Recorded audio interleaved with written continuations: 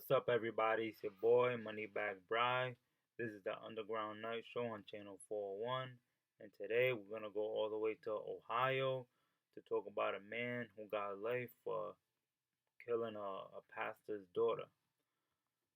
Get into it. This is Jamal Kukla right here, a 29-year-old man in Ohio. He spent the rest of his life behind bars for murdering a pastor's 31-year-old daughter by beating the victim to death 4 years ago. In Cuyahoga County Court of Common Pleas, Judge Deborah Turner Thursday ordered Jamal Kukla to serve a sentence of life in prison with the possibility of parole after 15 years of the slaying of Jasmine Washington. A jury last month found Kukla guilty on 2 counts of murder as well as 1 count each of felonious assault, tampering with evidence, and gross abuse of a corpse. In 2018, Jamal Kukla brutally murdered 31-year-old Jasmine Washington in Slavic Village. After 2 years of searching for the killer, the Cleveland police received a sample of Kukla's DNA which matched the evidence collected at the crime scene. County Prosecutor Michael O'Malley said, following the verdict, "I hope after today's verdict the victim's family and friends can finally feel justice has been served." According to the Cuyahoga County Prosecutor's Office, Kukla beat Washington to death in September 2018 with a garden tool in Slavic Village.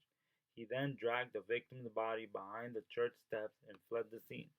Detectives with the Cleveland Police Department Homicide Unit and FBI agents were able to tie Kukla to the murder after years of investigation.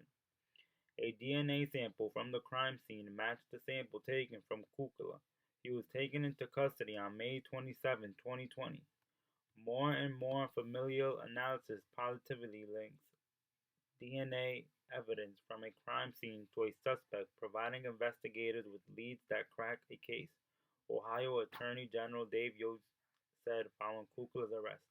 "I'm thankful that our Bureau of Criminal Investigations team was able to assist our local and federal partners in solving this brutal homicide." Several of Washington's family members read victim impact statements prior to Judge Turner's handing down the sentence.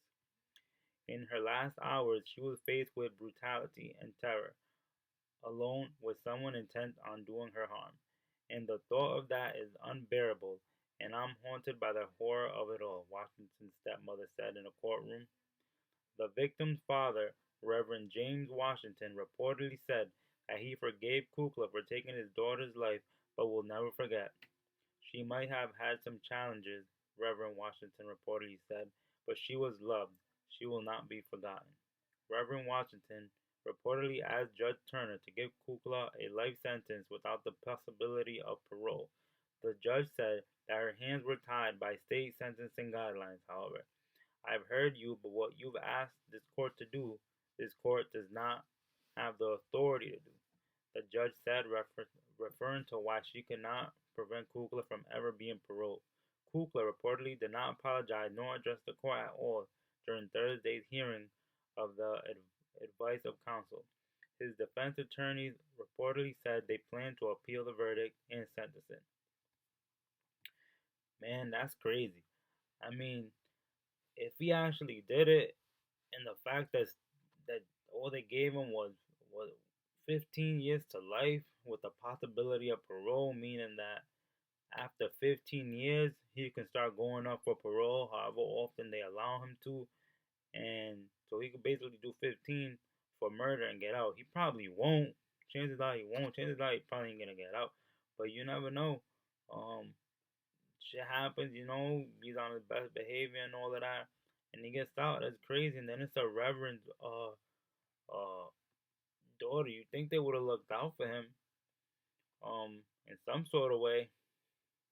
I mean, she was beat to death, 30 years old. I mean, that's crazy. Um, but sometimes that's just the way that shit goes, man. I'll tell you, man.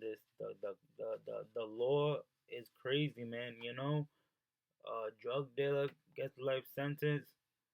You beat someone to death, you get 15 to life. They give you life. They'll give you life with no possibility of parole for moving a brick. call it a brick, 10, 20, 30 years. Boom, you beat someone to death, 15 years to life. I know it's not like that everywhere, but it's just the point that it happened. This is all in Ohio, in Slavic Village. I don't know where it's at. It must be in the womb, in the woods, secluded from a normal society, because for something like that to happen, I mean, that's just crazy. Look at him. He looked like a bum. He looked like he probably was lucky to have a woman in his life, and here he goes and kills her. Probably didn't want to be with him. You know what I'm saying? I don't blame her, but it's too bad that this had to happen. Another thing I want to talk about is that they have that new DNA testing that they've been doing, like how they got it for how you could do like the ancestry. Well, basically that's how they found this.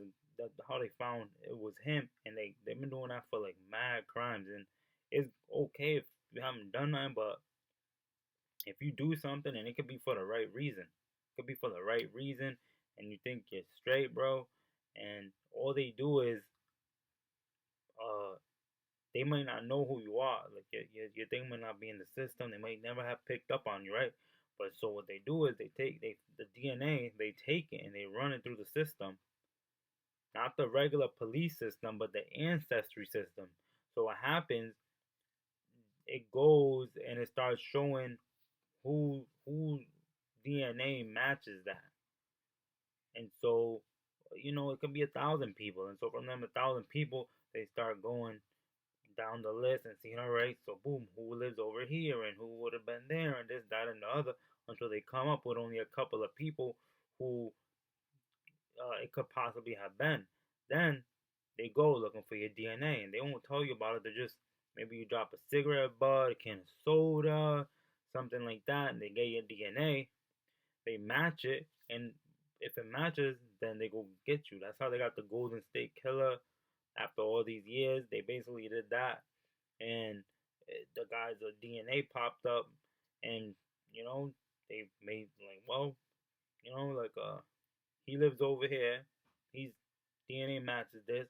It must be him. I don't know how accurate it could be, like, because I mean, if there's 20 people in the same area, but you know what I'm saying, like, but yours matches it. I don't know exactly how that works or none of that, but yeah. So be on the lookout for that, cause that's just crazy.